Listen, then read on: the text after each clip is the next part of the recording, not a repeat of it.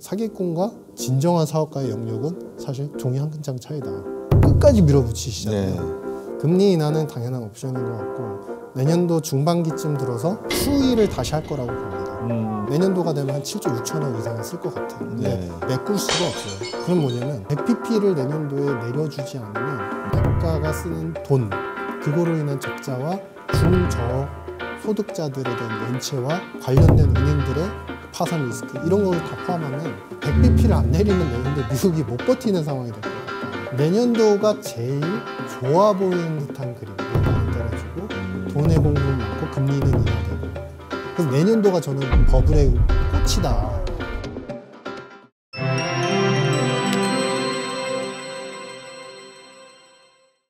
경제 상황이 녹록지 않은 가운데 2026년 한 해도 이런 형태가 지속되지 않을까 싶어서 오늘 시청자 여러분들께 내년 한 해 전망을 말씀드리고자 KBWM-스타 수석 이코노미스트이신 유신익 박사님 모셨습니다. 안녕하십니까? 반갑습니다. 예, 한 해 바쁘셨죠? 뭐 지나고 보면은 12월이네요. 그렇죠. 지나고 작년 보면 12월은 기억나는데. 예, 우리나라의 새 정부가 출범을 했고 또 미국은 트럼프 정부가 출범을 했는데 어떻습니까? 트럼프 대통령이 세계 경제에 지금까지 미친 영향은 어떻게 보십니까? 일단은 그러니까 우리가 이런 거예요. 그러니까 자가당착이라는 얘기가 있는데 물론 트럼프 대통령의 리더십은 저는 강력하다고 생각합니다. 근데 예를 들어서 예전에 그러니까 일부입니다. 이건 모두 다 아버지가 그렇다는 건 아니고 능력이 없는 아버지가 계시면 사실은 무언가를 해요. 그래서 무언가를 열심히 하시는데 가정 경제 상황이 안 좋아져요, 계속. 그러면 이제 누구 탓을 하기 시작하냐면 처음에는 이제 엄마, 와이프 탓을 하기 시작해요. 당신이 안 아껴서 그래. 근데 이제 나중에 이게 그래도 회복이 안 되다 보면 누구 탓을 하게 되냐면 이제 애들 탓을 하기 시작합니다. 니들이 공부를 안 해서 그래. 니들이 뭔가를 안 해서 그래. 니들이 자꾸 빵을 너무 많이 먹어서 그래. 자꾸 탓을 하기 시작해요. 그러니까 지금 트럼프 대통령은 사실은 정책들의 기반을 보시면 가장 큰 카테고리를 보시면 돈을 많이 풀었죠. 재정 지출 아낀다고 했지만 실제로 올 10월까지 회계연도로 보면 7조 2천억, 3천억 달러 정도를 풀 걸로 추정이 됩니다. 그러니까 역시 돈을 많이 풀었고 그다음에 두 번째 관세가 미국 경제에 이로울 것이다. 그래서 관세가 거치면은 그게 연간으로 보면 1조 달러까지 거치니까 이걸 가지고서 또다시 재정 부양을 할 수도 있다. 가계는 또 부자가 될 때. 근데 이 1조 달러가 안 거쳤죠. 2,500억 달러 내외 정도 추산이 됩니다. 11월 동안에. 그리고 이제 마지막 세 번째는 뭐냐면 뭔가 패셔너블한 새로운 트렌드, 통화정책 이외에 새로운 기법들, 바로 스테이블 코인 이런 것들을 가져와서 자산 시장이 풍부해지고 미국 내 이제 국채 수요를 굉장히 많이 만들 거라고 이제 만들어놨는데 세팅은 해놨는데 그게 순조롭게만은 되지 않는 즉 왜냐하면은 이거를 결국에는 이제 모든 경제 정책들은 신뢰성하고 연결이 되는데 과연 미국인들조차도 달러를 버리고 스테이블 코인을 선택하는 그 군집화된 여러 가지 액션들에 동참을 할 것이냐 이건 미지수로 남아 있는 거예요. 그런데 이제 그런 상황이다 보니까 이제 트럼프 대통령을 예를 들어서 예전의 아버지라고 생각한다면 이제 안 되는 부분을 누군가를 이제 자꾸 끌어들여서 이제 탓을 하기 시작하는 거죠. 페드 탓을 하기 시작합니다. 첫 번째. 페드 탓, 연준 의장, 파월이. 물론 저는 이제 일정 부분 동의한 부분이 있어요. 파월은 정치인이지 사실은 저는 경제학자는 절대 아니라고 생각합니다. 그러니까 파월 의장의 정책들은 항상 보고하겠다. 보고하면 누가 못해요. 우리 여기에 계시는 모든 분들이 나가가지고 경제지표 보고서 해석해가지고 통화정책하는 거. 물론 그런 부분들이 사실은 이제 파월 의장에 대한 탓도 있고 그 다음에 두 번째는 뭐냐면 국가별 탓을 하기 시작하는 거죠. 당신들이 우리 물건 안 샀으니까 관세율을 낮추는 것보다 더 높이겠다. 그래서 우리 경제가 안 좋아졌다. 해를 입었다. 그러니까 계속 탓을 하면서 이제 중요한 건 뭐냐면 새로운 정책들을 계속 시도를 한다는 겁니다. 제가 박수 쳐주고 싶은 거는 시도예요. 트라이얼. 굳건해요. 절대 무너지지 않아요. 이 정신력은 저는 정말 대단하다고 생각합니다. 잘못한 부분들이 입증이 되고 근거로서 자료로서 이렇게 수집이 돼도 아 이건 내 탓이 아니야. 그거를 우리 옛날에 그런 얘기들 많이 하셨잖아요. 사기꾼과 진정한 사업가의 영역은 사실 종이 한 장 차이다. 끝까지 밀어붙여서 성공하면 사업가인 거고 그게 안 되면 이제 사기꾼이 되는 건데 끝까지 밀어붙이시잖아요. 이제 이런 영역에서 봤을 때 이제 트럼프 대통령은 실패에도 불구하고 지속적인 어떤 트라이얼을 하면서 예. 금융시장과 그다음에 경제가 좋아질 듯한 그 희망과 낙관 회로를 갖다가 계속 만들어주고 있는 한 해였고 네. 26년도로 가면은 뭐냐 많은 씨앗을 뿌려놨으니까 26년도가 되면은 입증을 해야 되는 이제 제가 이제 생각할 때는 굉장히 냉정한 심판의 기간이 26년도가 될 것이다 네. 이렇게 판단하고 있습니다. 심판의 기간이 26년도라는 말씀을 주셨는데 지금 심판의 개념 중에서 트럼프 대통령이 개인적으로 신경을 많이 쓰는 부분이 월가 아니겠습니까? 네. 그죠? 월가에서 키워드를 두 가지 정도만 짚으신다면 어떤 키워드를 말씀 주시겠습니까? 리퀴디티하고 센트럴라이제이션이죠. 유동성과 그러니까, 집중화. 네. 예. 근데 이거는 이제 제가 26년도에 키워드로서도 뽑아놓은 게 이제 리퀴디티와 센트럴라이제이션. 이게 예. 이제 돈하고 집중한데 이 리퀴디티 그러면은 이제 글로벌 브로드머니 GDP 대비한 비율 자체가 멈칫하고 있죠. 왜 멈칫할까? 이거 QT 때문이죠. 이제 QT를 이제 거의 종료해 나가고 있으니까. 네. 근데 이제 이거를 바텀에서 받쳐줬던 건 뭐죠? 그래도 BOJ하고 인민은행이 돈을 계속 풀어줬잖아요. 밑에서 계속 풀어줬잖아요. 그러니까 네. 글로벌 브로드머니는 여기서 더 이상 빠지지 않고 있는 상태이고 이제 케빈 헤셋이 의장으로 오시게 되면 저는 금리 인하는 당연한 옵션인 것 같고 내년도 중반기쯤 들어서 네. QE를 다시 할 거라고 봅니다. 왜냐하면은 물론 스테이블 코인을 통해서 돈을 끌어들여서 국채 시장을 다 활성화하는 방법도 있지만 여기서 지금 QE를 하지 않으면 미국채 발행과 트럼프가 쓰고자 하는 돈들 내년도가 되면 한 7조 6천억 이상은 쓸 것 같아요. 근데 네. 메꿀 수가 없어요. 그럼 뭐냐면 더킹이라는 영화 보신 적 있으신가요? 제목은 들어본 것 앞에서 같은데. 아까 정우성 배우 얘기하셨는데 아, 예, 예. 거기서 재밌는 대사가 하나 나와요. 예. 이슈는 이슈로 덮는다. 예. 그러니까 이게 뭐냐면 안 좋은 이슈나 네거티브한 상황이 나올 때마다 그 이슈를 덮기 위해 더 많은 돈을 지출한다. 뭐 이런 의미가 되겠죠. 그러니까 이제 이슈는 이슈로 덮는다 그러면 보통 이제 그런 생각을 하잖아요. 잘못된 게 있으면 상식적인 선에서는 잘못된 부분과 안 좋은 부분이 있으면 거기다 돈을 풀어야 되는 거잖아요. 그렇죠. 근데 돈을 푸는데 오히려 딴 데다 돈을 푸는 거죠. 잘 나가고 있는 AI에 더 돈을 푸는 거다. 그래서 이제 센트럴라이션으로 넘어가서 생각해 보시면 올해 이제 AI 버블론 이슈가 많았지만 내년도에도 계속 가속화될 거고 예. 그렇다고 해서 내년도에 캐펙스 투자 지출 그러니까 돈 지출 뭐 부채를 조달해서 자금으로 이렇게 하는 캐펙스 지출이 줄어들 것 같지 않습니다. 소프트뱅크가 처음엔 투자 지출 약속을 하는데 이제 트럼프가 끌어들였잖아요. 그래서 네. 올해 5천억 달러 선언을 했었죠. 그래서 그러면서 실제 그 뒤에 아마존부터 시작해가지고 다 모든 기업들이 이제 투자 지출 이제 선언을 했는데 실제로 마켓 데이터 그 리서치에서 이제 확인을 해보니까 올 한 해 실제 쓴 돈이 얼마냐면 3,400억 달러예요. AI 관련 산업에서. 예. 근데 작년은 얼마냐면 2,200억 달러인 겁니다. 그럼 뭐냐면은 올해가 작년 대비해서 거의 50% 증액된 금액이 나왔어요. 이제 증가 속도가 살짝 더뎌지기 시작하는 거죠. 네. 그러면 이제 26, 27을 봤을 때 어떨까 우리가 추측을 해보면은 5천에서 더 넘어가기 힘들 것 같다. 깔딱고개가 5천억 달러, 연간 지출 금액이 네. 5천억 달러가 될 것 같다. 그러면은 지금 현 상황에서 이제 내년도에 아마 이 AI 쪽에 대한 이제 투자 지출과 엔비디아를 중심으로 해서 좋은 놈들만 이익을 벌어들이고 돈을 벌어들이는 그런 현상들, 네. 집중화되는 이런 현상들을 내년도에 거의 꽃을 피크를 좀 찍을지 않을까. 그래서 그런 관점에서 보면 아직은 남았다. 우리가 등산을 하는 데 있어서 등산 가는 길에 있어서 이제 끝은 아직 남았는데 느낄 수 있는 거죠. 네. 다가오겠구나. 곧 등산을 하고 이제 하산을 할 타이밍이 오겠구나. 이런 것들을 이제 느끼는.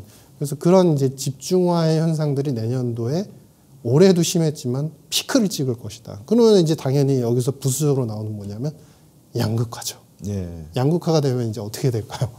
이제 잘 사는 사람들은 잘 사고 돈 잘 버는 기업들은 엔비디아는 내년도에도 이익이 그래도 꾸준히 증가될 거라고 생각을 하는데 문제는 썬벨트 지역하고 제조업 혁명을 갖다가 다시 일으키겠습니다 해가지고 러스트벨트 쪽 이쪽 기존의 혁명가들 네. 그분들한테 이제 인기표를 많이 얻는데 사실 그분들은 더 쇠락을 하게 되는 현상들이 나타나고 그러면은 이제 내년도 후반기쯤 됐을 때 모든 게 크로스가 다 같이 한꺼번에 나타나지 않을까. 트럼프에 대한 지지율, 예. 그 다음에 리더십에 대한 의문들, 이게 이제 그리고 추가적으로 이제 AI 버블이 여기서 더 갈 수 있느냐. 뭐 이런 이제 의문들. 그러면은 1년 남은 얘기를 갖다가 1년 동안 더 좋다는 얘기를 갖다가 뭐 이렇게 나쁘게 약간 리스키하게 얘기하냐. 1년이라는 시간 여러분들 되게 짧습니다. 생각보다. 제가 작년 12월에 우리나라에 좀 안 좋은 일들이 많았었잖아요. 여러가 네. 밖으로. 근데 이제 그게 이제 눈 감고 잠깐 하니까 1년이 지나버렸어요.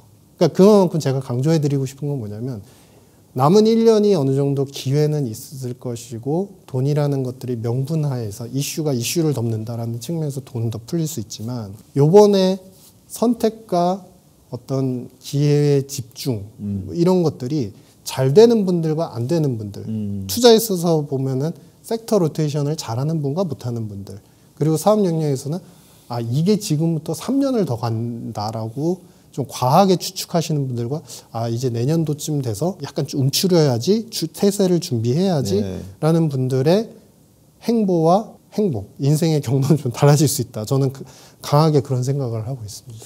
말씀 듣고 보면 결국은 유동화 문제하고 중앙 집중화 문제에 따라서 미국의 제조업의 어떤 양극화 문제까지 심화될 것이고 이 제조업 양극화는 결국 국민 소득의 양극화로 이어질 수밖에 없다는 말씀 같은데 어떻게 보십니까? 12월 10일 날 미 연준 공개시장위원회에서 금리 결정을 해야 되는데 시장에서는 80% 넘게 지금 금리 인하 쪽으로 베팅을 하는 모습도 보이는데 우리 유 박사는 어떻게 보십니까?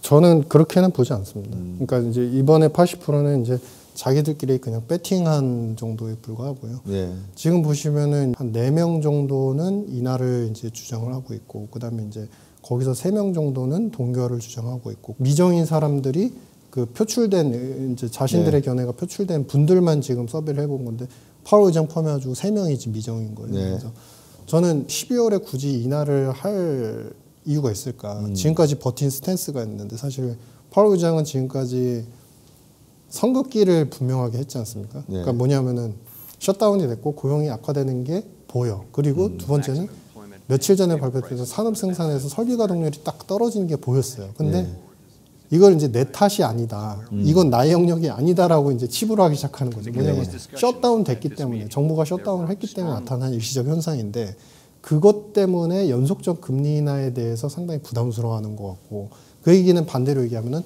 자기가 주장했던 물가 불확실성이 하반기엔 크게 안 나타났죠. 그래서 금리 인하를 할 수밖에 없었죠. 어떻게 보면 이제 소를 개울가에 물을 억지로 끌고 가듯이 하면서 이제 금리 인하를 했는데 굳이 이번에 12월까지 적극적인 동참을 하지 않을 것 같다. 왜냐? 어차피 12월 15일이 되면은 사실 이게 가능한 일인지 모르겠지만 임기가 선 종료가 되거든요. 그렇죠. 그러니까 그렇게 되는 입장에서 먼저 인하를 하고 나갈 수 있을까.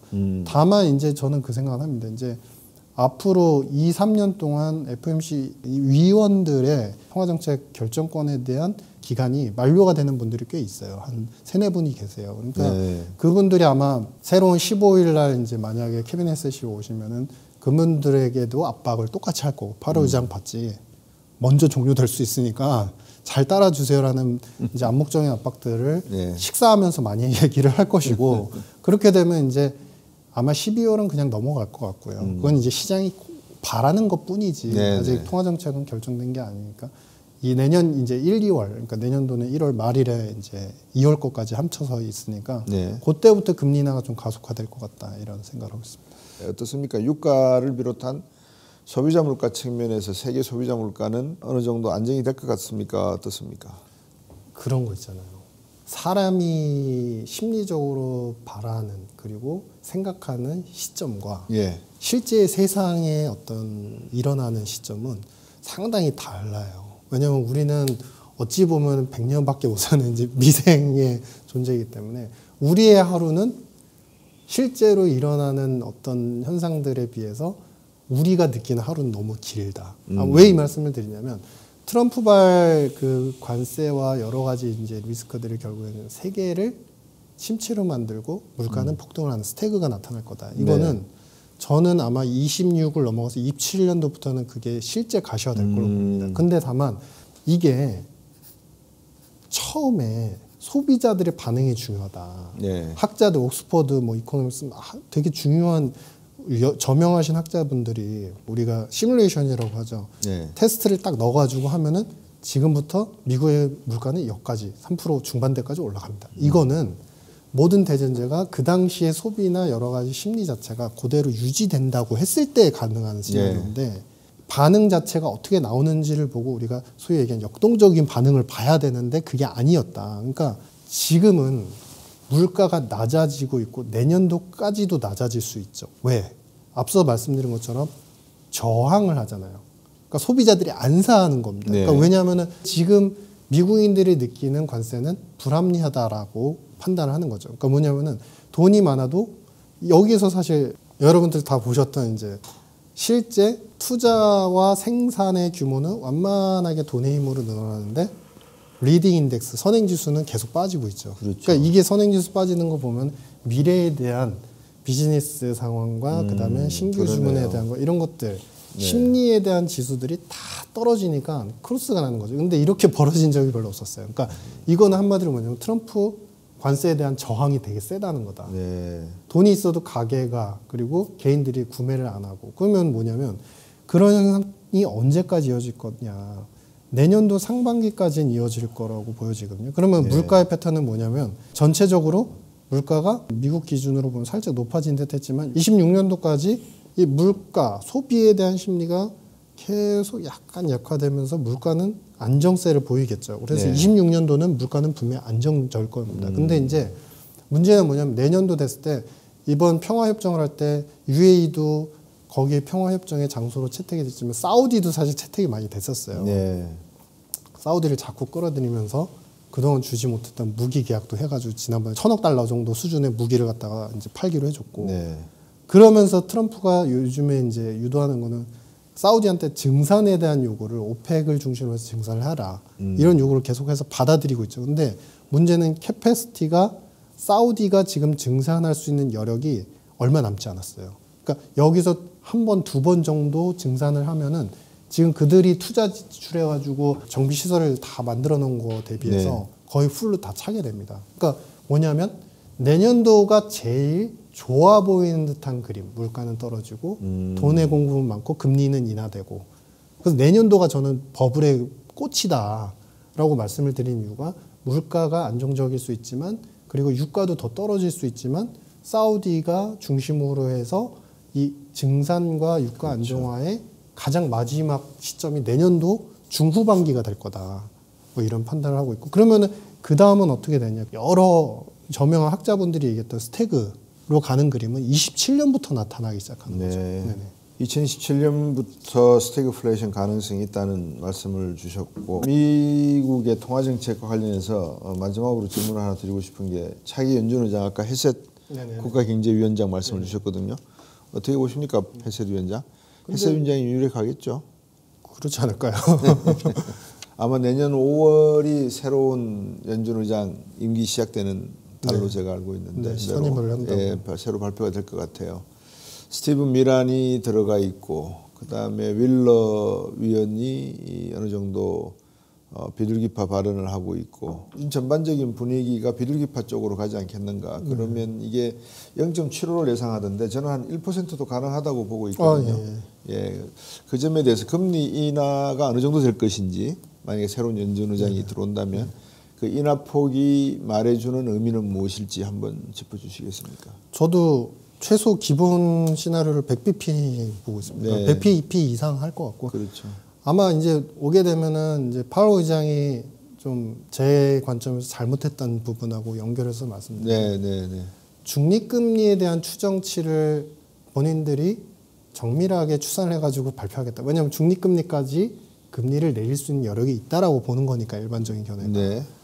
근데 그거를 임기 종료 때까지 단 한 번도 얘기 안 하고 기자회견에서 그냥 3% 중반대로 추정된다. 이러고 계속 넘어갔대요. 저는 사실 거기에 이건 자기 책무를 등한시한 거다. 이런 생각을 하고 있고 두 번째는 케빈 헤셋이 만약에 의장이 되신다면 이 중립금리에 대한 수준을 트럼프도 그전에 중립금리 얘기를 3% 초로 얘기를 한 적이 있었어요. 그래서 그건 1기 때도 비슷했거든요. 그래서 3%대까지 물가 3%대까지도 미국은 버틸 수 있다. 그런 중립금리 추정치에 대한 하향과 동시에 그 다음에 무엇을 하냐면은 그 수준에 맞게 금리 인하를 하게 되면 지금 여기서 100bp 이상이 가능하다는 거죠. 그래서 그런 그림으로 갈 것이고 또 한편으로는 앞서서 우리가 말씀드린 것처럼 돈은 많고 가계 명목소득이 최근에 26조 달러까지 되는데 근데 모기지 금리는 안 떨어져요. 네. 모기지 금리는 아직도 6%대가 나오고 있고 예. 실제 지역들 있지 않습니까? 지역 은행들이 많잖아요. 소형 은행들. 예.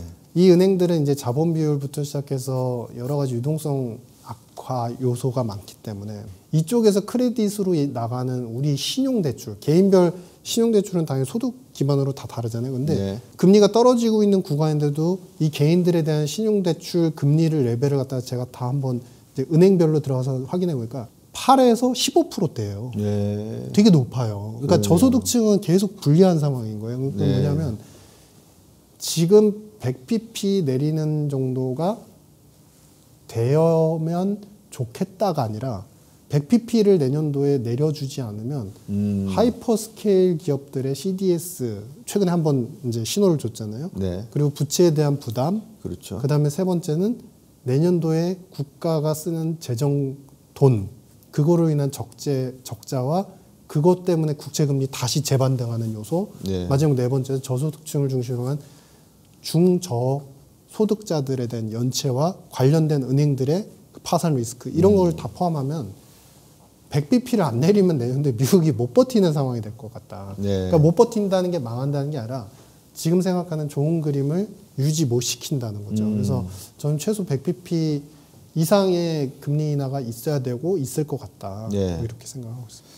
조금 전에 이제 하이퍼 스케일러 기업들이라고 말씀 주셨는데 이제 주로 빅데이터를 관리하거나 네네. 거대 기술 기업들을 말씀하시는 내용이라고 시청자분들은 이해해 주시면 될 것 같고요. 오픈 AI를 비롯해서 네. 하이 스케일러 기업들의 회계 규정 상당히 지금 논란이 많습니다. 버블이 있다 없다부터 시작을 해서 여기에는 뭐 분식도 들어가 있을 수도 있고 회계의 어떤 불규칙한 규정들이 적용될 수도 있다 이런 이야기들이 나오는데 그 점은 어떻게 보십니까?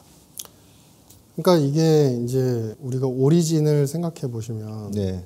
그 전에 이제 M7 기업들 기준으로 봤을 때 소프트웨어나 이제 IT 테크 기업들이 소비자들의 매출, 소비자들이 사서 이익이 나서 네. 그것 때문에 재투자가 이루어지고 그렇죠. 성장하는 그런 그림이 이루어지는 해는 그렇게 많지 않았어요, 실제로. 제가 이제 20년, 21년도에 이제 엔비디아가 처음으로 연구 출시하여서 GPU를 갖다 만들었다라고 했을 때부터 네. 펀드 플로우를 좀 확인했었는데 그때 당시에도 바이든 정부 때도 이미 이 IT 테크 기업들에 투자하는 펀드에 투자라는 투자자들과 그다음에 그 펀드를 조성하는 헤지 펀드사나 운용사나 아니면 뮤추얼 펀드사 이런 회사들은 세제 혜택을 항상 받고 있었어요. 네. 그러니까 IT가 사실은 당장 소비자들의 소비로 이루어지지 않더라도 네. 투자금을 마련할 수 있는 펀드 조성의 여건들은 트럼프 때나 예전 바이든 때나 똑같았다. 그러니까 그 뭐냐면 돈줄이 마르지 않으니까 최고의 상품을 끝까지 만들어낼 수 있는 힘이 있는 것이고 네. 그런 현상들이 최근에 와서 트럼프 정부가 스타게이트 펀드를 중심으로 해서 계속 펀드 제공하니까 부채는 쌓여가고 자본 투자가 어디까지 될 것이냐에 대한 이제 한계성들이 나오기 시작하는 거죠. 네. 근데 요지는 뭐냐면 이게 건전하게 한 5년 후에는 소비자들이 사서 이익으로 연결되는 시장이 될 것이냐. 저는 그렇게 생각하지 않습니다.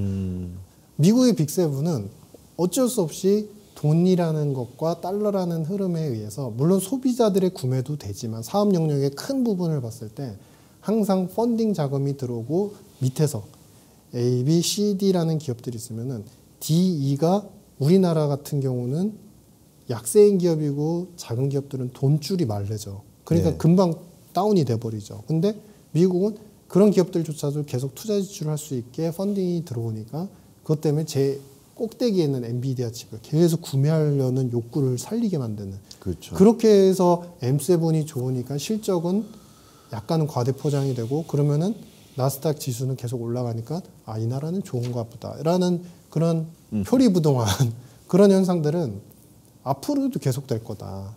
그래서 저는 이제 금리 인하에 대해서 말씀하셨을 때 금리 인하가 내년도에 100bp는 되어야 한다. 그래야지 네. 노멀해진다라고 네. 말씀드린 게 그렇기 때문에 부채에 대한 부담과 이자에 대한 부담들이 기업들이 감당 가능한 수준에서 지금 약간씩. 특히 미국은 기업 부채 부담이 상당히 많거든요. 우리나라랑 다르게. 그래서 그런 부분들이 내년도에 터지게 안 하려면 메꾸려면 내년도에 맥피피는 필요한 상황이다. 이렇게 보고 있습니다. 네. 내년에도 우리 유 박사님 생각하시기에 AI는 조금 전에도 말씀을 주셨지만 금리가 인하가 되고 그렇게 되면 자금은 몰릴 수 있는 방향이 딱 정해져 있는 것 같거든요. 그 한 방향으로 정해질까요? 어떻게 또 다른 분야의 어떤 분야를 보실 수 있을까요? 그렇게 정해질 것 같긴 한데요. 근데 이제 우리 옛날에 10년대, 2000년 초반대 생각하시면 이제 스마트폰 기억하시나요? 처음에 스마트폰 나왔을 때 전부 다 스마트폰 시장에 대거로 다 뛰어들기 시작했어요. 그렇죠. 그때 근데 기억하는 분들 계시지만 옛날에 굉장히 벽돌 전화기 큰 거 있었는데 모토로라 있었거든요. 안테나 빼가지고 하는 모토로라 있었는데 모토로라도 그때 스마트폰 시장 진입하겠다. 자기들도 여기서 다시 예전의 영광을 되살리겠다. 그리고 1년인가 2년 있다가 손들고 나갔어요. 그러니까 내년도는 AI로 승부 보는 시장은 맞고 여전히 산업 투자도 거기에 집중이 되겠지만 제가 생각할 때 이제 내년도는 옥석가리기가 되게 본격화될 거다. 옥석가리기. 그러니까 예를 들자면 제미나이 3부터 시작해가지고 뭐 오픈 AI도 모든 챗봇들을 구동하기 위한 LMM 언어에 기반의 소프트웨어가 맨 상위에 있는 거죠. 근데 그 상위에 있는 이제 챗봇이나 이제 프로그래밍을 이제 만든 그런 기업들 입장에선 하위에 있는 피지컬 AI뿐만 아니라 로봇 아니면 자율주행 뭐 이런 기업들한테 이제 자신들의 프로그램을 제공할 수 있는 코드를 제공할 수 있는 그런 영역에서 가장 탑에 있다고 보여지지만 실제 접목을 해가지고 쓰는 기업들 입장에 피지컬 A로 적용하는 입장 뭐 여러 가지 자율주행 입장 이런 입장에서는 실제 자신들이 적용을 했을 때 당장 효율을 내느냐 즉 하람없이 최첨단의 진짜 기술을 선보이느냐 안 보이느냐는 내년도에 판가름이 굉장히 크게 날 것이다. 그래서 예를 들자면은 지금 도요타 같은 경우는 제한된 공장 내에서 공정과 공장 내에서 그러니까 물리적 공간과 공정 프로세스 상에서 이미 AI 그 피지컬을 쓰고 있는 상태예요. 그래서 자신들이 체크를 계속 해나가고 이게 효율을 주느냐 안 주느냐. 그 다음이 뭐냐면 효율을 준다고 생각하면 대규모 인적 쇄신이 일어나겠죠.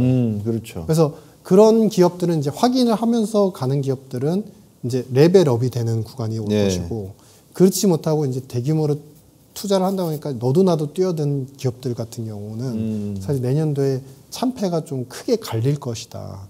그래서 저는 이제 내년도에 대해서 투자를 하시는 분들 입장이라면 섹터에 대한 로테이션 섹터는 잘 잡아야 되는 건데 AI도 잘 잡아야 되는 건데 중요한 그 안에서 기업도 잘 잡아야 된다. 이런 생각을 많이 하고 있습니다. 샘 알트만한테 물어봤답니다. 당신은 AI 왜 하느냐 그러니까 암 치료하기 위해서 그랬대요. 앨런 머스크한테 당신은 왜 AI에 그렇게 집중을 하냐 그러니까 노동 문제 등 사회 양극화 문제를 해결하는 것은 이 방법밖에 없을 것 같다 그랬답니다. 근데 중국 AI 전문가에게 당신은 왜 AI를 하냐 그러니까 세탁기 잘 만들기 위해서 그런답니다. 우리 유 박사님 보시기에 이들의 답 속에 사실은 각자의 어떤 목표라 그럴까요? 향후 경쟁력에 대한 내용들이 숨어 있는 것 같아요. 제 개인적인 견해로는 샘 알트만이 가장 퓨처 미래에 대해서 가장 많은 고민을 했다고 생각하고요. 우리가 AI를 한다는 것은 인간이 못하는 영역을 혹은 인간이 하기 싫은 영역을 극복하고자 함이 맞아요. 근데 그게 단순히 인건비 얘기를 하거나 아까 이제 노동 이제 쇄신했던 그런 부분에 초점을 맞추는 분들은 사실은 실현이 되지 않으면 실패했다라고 단정 지을 가능성이 크다고 보고 그 얘기인즉슨 반증적으로 얘기하면은 보는 시야가 전 되게 작다고 생각합니다. 이거는 인적 쇄신을 위해서 하는 게 아니라 AI는 뭐냐면 더 큰 꿈을 갖기 위해 AI를 하는 것이다. 그래서 저는 이게 이제 50년, 40년의 그림으로 본다면 이번에 버블론이 한번 크게 오고 만약에 정리가 돼서 차별적인 성장 기술을 가진 기업들이 입증이 되고 27년도에도 그런 기업들이 살아나면 30년도로 넘어가서는 앞서 말씀하신 것처럼 그냥 AI로 항암 신약을 1개월 만에 찾아내고 그 다음에 6개월, 5개월 만에 이제 패스트트랙으로 FDA 승인을 받고 그 약값이 굉장히 싸지고 이런 세상 환경들이 가속화될 거다. 투자 시장은 항상 주가는 먼저 뽑아버리고 그냥 또 조금 안 좋다 그러면 모든 걸 다 꺼트리는 식으로 가잖아요. 근데 세상 지금 무언가 미지 영역으로 지금 만들어가고 있고 추구해 나가고 있는 것이다. 네. 이런 생각하고 있습니다. 우리나라 환율 이야기를 안 여쭤볼 수가 없을 것 같습니다. 많은 분들이 뭐 개인적으로도 궁금하시는 분야인데 중국의 위안화가 지금 달러당 7.1위안 정도에서 왔다 갔다 하고 있고 사실상 저는 평가가 너무 절하되어 있다라고 생각을 하고 있거든요. 일본도 역시 마찬가지입니다. 지금 1달러당 155엔 이렇게 되고 있는데 마침 우에다 일본은행 중앙은행 총재가 금리 인상하겠다라는 발표를 했단 말입니다. 그러면 인상한다는 말은 결국은 엔 달러 환율이 떨어질 수 있다. 절상이 될 수 있다. 이 말인데 절상이 돼봐야 저는 150에서 148엔 정도 왔다 갔다 하지 않을까 싶거든요. 결국 그 사이에 끼어있는 게 한국 원화란 말입니다. 그러면 우리나라 원화가 아무리 절상이 된다고 해봤자 1,400원에서 1,350원대까지는 갈 수밖에, 그러니까 그 정도는 계속 유지할 수밖에 없다 보여지거든요. 우리 유 박사께서는 어떻게 보시는지 좀 여쭤보고 싶습니다. 예전 같은 상황은 이제는 일어나지 않는다. 옛날 일을 얘기할 필요는 없다. 이런 생각하는데 네. 왜냐하면 지금 이미 트럼프가 오고 나서 네. 이거는 불공정 교육이다. WTO에 제소하고 네. 이거는 잘못된 겁니다. 이렇게 이제 부르짖는 건이 많지만 네. 이미 20년도를 기점으로 해서 뭐 페루, 칠레 자신들의 산업 국유화, 금수 조치 이런 것들이 너무 많아지기 시작을 했어요. 네. 그러니까 예전과 다르게 마중물이 돼서 전 세계의 돈 글로벌 머니 자체가 100억이 있다고 한다면 100억이 다 분산돼 가지고 누구는 달러를 사고 누구는 위안화를 사고 누구는 일본을 사고 이런 식의 패러다임은 끝났다. 그러니까 그 영역에서만 돈이 쓰여지고 돌고. 네. 근데 이게 어떻게 확인해요? BIS 이제 지표를 보시면 전 세계 외환의 거래량 규모가 작년 대비 올해 10% 15% 정도 줄어버리고 내년도는 더 축소가 될 걸로 예상이 돼요. 그러니까 예. 이게 뭐랑 연결이 되냐면 글로벌 트레이드 비율 자체가 네. 떨어지는 추세라고 말씀을 드렸어요. 그러니까 이거랑 다 연관이 되는 거죠. 그러니까 그러네요. 예. 그런 와중에서도 그나마 제일 많이 쓰여지니까 FX 트레이딩이 많이 일어나는 통화는 그럼에도 불구하고 달러인 것 뿐이고 네. 위안화는 많이 쓰여진다고는 하지만 이제 자기네들끼리 쓰여지니까 결국 이제 9% 10%대에서 계속 멈추는 거고 그러면 뭐냐면 그런 위안화에 연동이 되어 있고 패러티 통화로 확인되는 이제 원화는 그냥 현 수준에서 계속 내려갔다 오르갔다 이러면서 1350, 1400 후반 지난번 고점이 1488원이니까 거기서 네. 이제 횡보를 하는 거죠. 그건 뭐냐면 현 통화가 이상하고 현 통화 레벨이 지속이 되면 IMF 온다 뭐 이렇게 말씀하시는 분들이 보이는데 그럴 거면은 일본은 이미 부채 문제로 작년도에 아니죠. 작년이 아니죠. 2년 전이면 이미 망했어야 됩니다. 그렇죠. 예. 국가부도가 안 일어나잖아요. 그러니까 이게 자꾸 다각화되면서 기이한 가격대 레벨로 자꾸 변화되는 과정 속에 있고 그거는 뭐냐면 못 살거나 경쟁력이 없는 국가들은 여러 가지 환 측면에서 네. 무역 측면에서 계속 압박을 받아가는 구조라는 거예요. 그러면 뭐냐면 동시에 우리나라에서도 그런 현상이 있지만은 제3국, 그러니까 신흥국에서도 똑같은 현상이 일어나거든요. 이민의 숫자가 계속 늘어나요. 네. 그러니까 환에 대한 압박은 국가에 대한 압박인 것이고 국가에 대한 압박이 반복이 될수록 국민들은 떠나가죠. 제1등 국가 혹은 제1등 도시로 떠나가죠. 예. 그러면서 이게 또 다른 측면에서 개인들의 측면에서의 중앙화, 집중화. 결국에는 이제 우리나라 국민들은 일부 이제 인텔리한 분들은 약간 이제 미국 뉴욕이든 아니면 자신의 그 적성에 맞게 자꾸 잡을 찾아가잖아요. 그러니까 그러한 측면에서의 글로벌라이제이션, 그게 이제 글로벌라이제이션이 사실은 안 좋은 의미긴 하지만 그런 측면으로 이제 전환이 되고 있다. 그래서 환이 그거를 그대로 우리 생활상과 개인들의 어떤 압박에 대한 요소들을 다 반영을 해주고 있는 것이다. 네. 근데 요 레벨이 그렇다고 해서 IMF를 가거나 뭐 부도를 맞을 만한 것이 아니라 요거 자체가 또 다른 이제 노멀로 가고 있는 흐름이다 이렇게 보고. 아마 IMF 위기의 재부활 이런 말씀들을 하시는 분들 중에서는 가계부채 문제라든지 예, 기업 또 정부 부채를 다 통합한 국가부채 규모가 상당한 지금 5천조를 넘는 그 규모다 보니까 부동산 시장에 지금 나타나지 않은 수면 밑에 깔아앉아 있는 부실 문제가 표면으로 나오게 되면 이것이 결국은 외환위기와 연결될 수 있는 또 다른 하나의 트리거가 아니겠는가 그렇게 보시는 것 같아요. 환율 문제가. 이 점은 어떻게 보십니까? 그러니까 IMF 때는 우리가 사실 고간에 돈이 너무 없었잖아요. 없었죠. 너무 400억 달러 채 안 됐죠. 돈도 없었고 돈을 구해올 방법도 없었어요. 그렇죠. 사실. 그때는 채권이라는 자산 자체를 우리가 유로본드로 팔든 아니면 미국에서 팔든 이런 방식조차 없었어요. 그러니까 이게 무역해가지고 노동력으로 돈 못 벌어들이면 왜 못 벌어들이면 그냥 제로인 거예요. 제로. 그러니까 네. 그렇기 때문에 그런 상황에서 한번 터져버리면 외부에서 빚을 질 수 있는 경로가 없으니까 IMF가 오는 거고. 근데 요즘에 이제 IMF를 얘기하면 어색하죠, 사실. 그러니까 그건 이제 너무 극단적으로 얘기를 한 거고. 다만 이제 내국에서 금융의 어떤 출렁임들이 있을 수는 있다. 그래서 저는 지금 정책들이 금융에 대해서 우리랑 미국이랑 딱 다른 딱 하나가 있어요.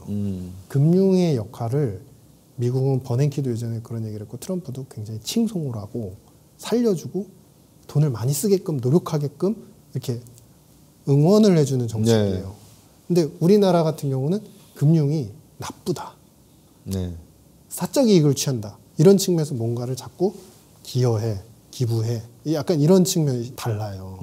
근데 이런 시각이 반복이 되면 말씀하신 것처럼 금융의 불안이 왔을 때 대처할 수 있는 능력이 약간 다소 떨어질 수 있다고 생각을 하고 그래서 지금 이거는 정해진 운명은 아니다. 네. 불안정 요소를 금융 사이드에서 금융기관들이 얼마나 충격을 흡수할 수 있을 정도의 자본 충격들이 있느냐, 유동성들이 구비될 수 있는 여건들이 만들어지냐 이거에 따라서 우리가 버티느냐 안 버티냐지 뭐 운명론처럼 많으니까 이건 언젠간 터진다.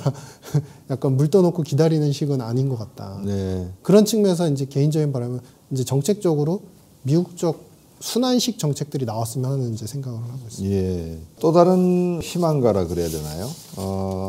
지금 대법원에서 관세 정책에 대한 위헌 결정을 지금 하고 있거든요. 그게 어느 정도 시장에 파급 효과를 줄 거로 보십니까? 이게 참 나오면은 이제 좀 옥신각신하겠죠. 근데 저는 이 건 같은 경우는 법과 주먹의 싸움이라고 생각을 해요.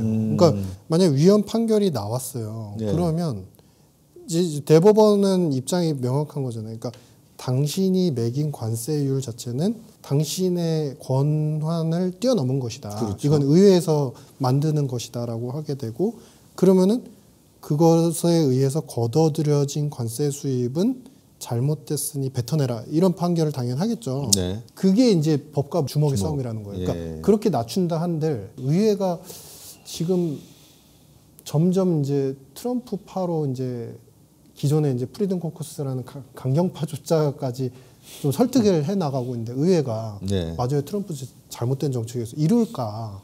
또 반대로 제3국 입장에서 생각해 보시면 일본 예를 들어 보면 당신들이 매겼던 이제 가중평균 13% 관세율 잘못했다고 니네 나라에서 판결 나왔잖아. 우리 돈 받으러 왔어. 과연 그럴 수 있을 것이냐. 네. 이게 말은 좋지만 사실은 예전에 트럼프 일기 때도 캘리포니아 주지사가 한번 소송 건 적이 있었어요. 우리는 관세 이거 싫거든. 수입 가격만 높아지고. 근데 결국에 그 관세에 대해서 책정하고 물건 가격을 관세를 포함하느냐 안 포함하느냐 상무부에 또 권한이 있단 말이에요. 네.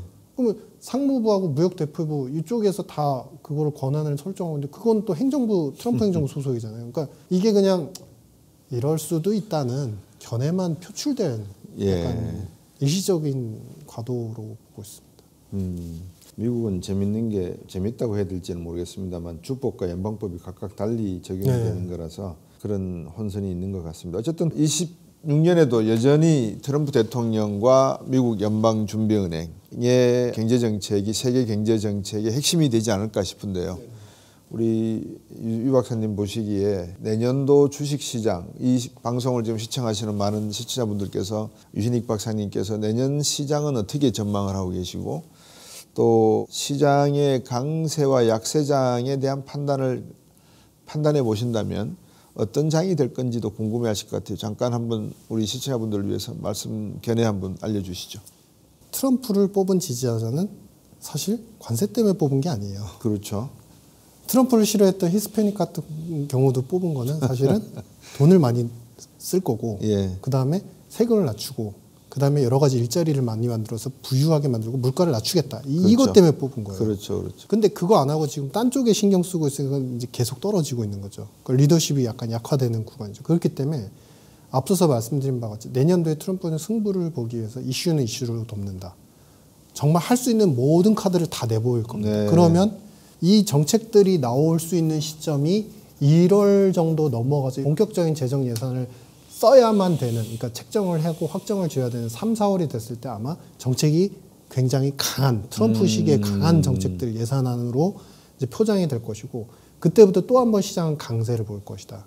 근데 두 번째, 산업은 당연히 AI가 좋다고 했지만 사실 AI에서도 실제 탑에 있어서 돈을 버는 기업군들만 좋을 것이기 때문에 자산 배분이 오히려 내년도에는 우리가 자산 배분은 나누자 이러잖아요. 내년은 나누어서는 안 된다고 봅니다. 대표되는 기업, 상징적인 기업에 투자를 해서 가셔야 되고, 두 번째 그러면 AI만 좋느냐. 지금 여러 가지 관세 협상에서 가려진 게 있어요. 트럼프가 의학 쪽은 안 건드려요. 왜냐? 이거를 갖다가 건드리기 시작하면 지금 제약사들의 반발이 그렇죠. 되게 많은데 예. 이게 다른 국가하고 같이 연구해서 약을 만들거나 시밀러를 도입을 해야 되는 입장에서 보면 다른 국가들한테 관세를 트럼프가 제약산업을 좋게 잘 살리려고 지금 굉장히 노력을 하고 있다. 그래서 내년도에는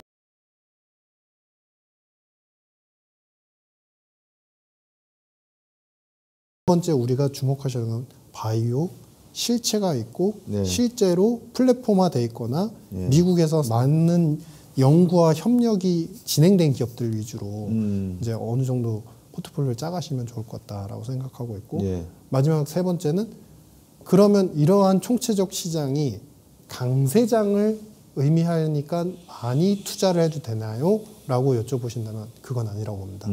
이미 여러분들 나스닥의 흐름하고 이제 비트코인의 흐름에서 보셨다시피 사실은 이제 에브리싱 랠리라는 개념은 이미 이제 올 연말로 끝났다. 네. 내년도는 취사선 때 반드시 작년에는 다변해서 이거 다 넣는 이제 자산 배분 전략이었다고 한다면 올해 같은 경우는 집중해서 현금을 항상 일정 부분 가지면서 집중 투자를 해야 되는 전략으로 가셔야 된다. 섹터는 네. AI의 대장과 그다음에 바이오 기업들 바이오. 이렇게 예. 보시는 게 합리적일 것 같다. 예. 이렇게 생각하고 있습니다. 아, 예. 제가 여쭤보지 않은 게 하나가 있습니다. 그게 뭐냐면 2026년 11월 달쯤에 있을 중간 선거거든요.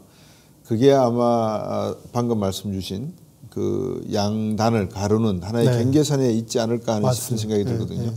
그 점을 한번 짚어주시죠. 그러니까 그거죠. 야, 중요한 지금 시험, 수능 시험을 앞두고 있으니까 막내 좀 참아, 조용히 해. 첫째 공부하는 오빠한테 좀 조용히 참아줘. 이 기간이 내년도 11월까지 랠리라고 보여지는 거죠. 네. 그러니까 모든 것들의 성과물과 마중물들이 11월에 나오기 때문에 이러한 요소들이 계속 좋은 쪽으로 포장이 돼서 정책들이 나올 거고, 네. 제일 중요한 물가에서 중요한 사우디도 증산이 내년도 하반기가 되면 이제 증산은 더 안 될 것 같아요. 그때까지 다 모든 것들을 좋은 그림을 만들어 놓고 그 다음은 이제 약간은 트럼프의 정책의 선물도 적어지지만 무언가 할 수 있는 정책도 이제 수단도 줄어드는 그런 역량이 될 것이다. 그래서 약간은 유연 구간으로 27년도는 접어드는데, 그러면 그걸 확정하느냐, 모든 게 크러쉬로 올 수 있느냐, 그렇게 보느냐 안 보느냐의 갈림길의 변수는 딱 하나만 있습니다. 뭐냐? 트럼프의 연임 가능성이 현실화될 수 있느냐 안 되느냐. 오. 예. 그러니까 지금 연임에 대해서 자꾸 헌법 사실 문장 센턴스 2개만 고치면 되는 거거든요. 그래서 그 가능성을 자꾸 얘기를 하잖아요. 그러니까 이거는 진짜 가능하기 때문에 하려고 하는 거다. 만약에 연임의 가능성이 열리면 그 리스크한 기간이 빨리 오지 않을 수 있고 27년도 좀 길어질 수 있는, 그러니까 연기될 수 예, 있는. 공화당의 어떤 이제 또 다른 리더십으로 또 정책들이 새로 나올 수 있으니까 그 기간은 좀 연장될 수 있고. 하지만 우리는 결론은 뭐냐면 지금 현재 버블에 꽃을 걷고 있는 거는 맞다. 그거는 알고 가셔야 된다. 이런 판단. 그 버블의 꽃 이름을 스태그플레이션이라고 말씀을 주셨다는 점을 여러분께서 이해를 해주시면 좋겠습니다. KBWM 스타 자문단의 유신익 수석 이코노미스트 모시고 차분하게 올해와 내년도 전망에 대해서 한번 여쭤봤습니다. 12월 달 마무리 잘하시고 저희는 다음 주에도 뵙도록 하겠습니다. 오늘 유신익 박사님 고생하셨습니다. 네, 고맙습니다. 감사합니다. 감사합니다.